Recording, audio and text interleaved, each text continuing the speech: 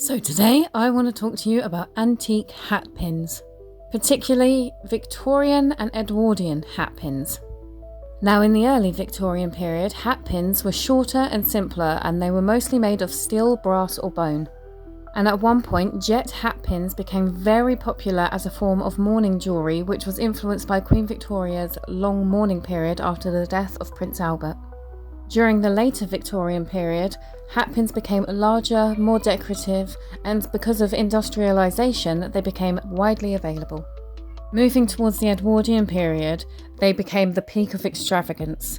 They were like miniature works of art. They were made of more expensive materials like gold and silver, enamel, gemstones and pearls, and because of the Art Nouveau period, they were made of lots of nature and floral inspired designs and flowing lines, and they became big status symbols. Hat pins communicated to people wealth, taste and status of whoever was wearing them.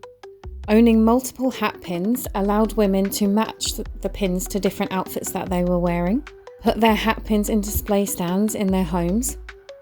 They could even swap the heads of some hat pins because some were detachable. Now, a little fun fact for you is that hat pins sometimes were actually used as defence tools.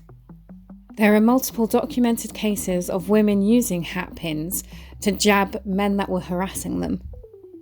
So much so that between 1908 and 1915, some UK cities actually implemented hat pin laws.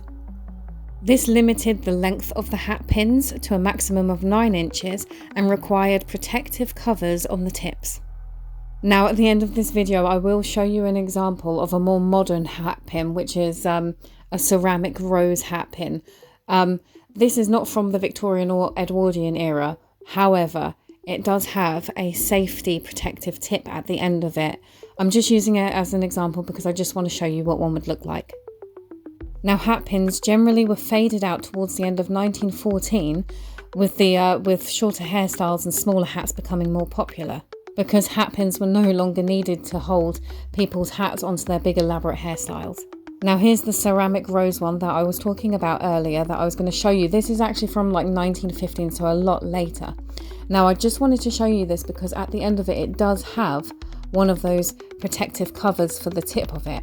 It would have been similar to what hat pins had at the end of them when the UK hat pin laws were implemented to stop them from being so dangerous, I guess. So there you have it, Victorian and Edwardian hat pins, and I hope you learned something new today.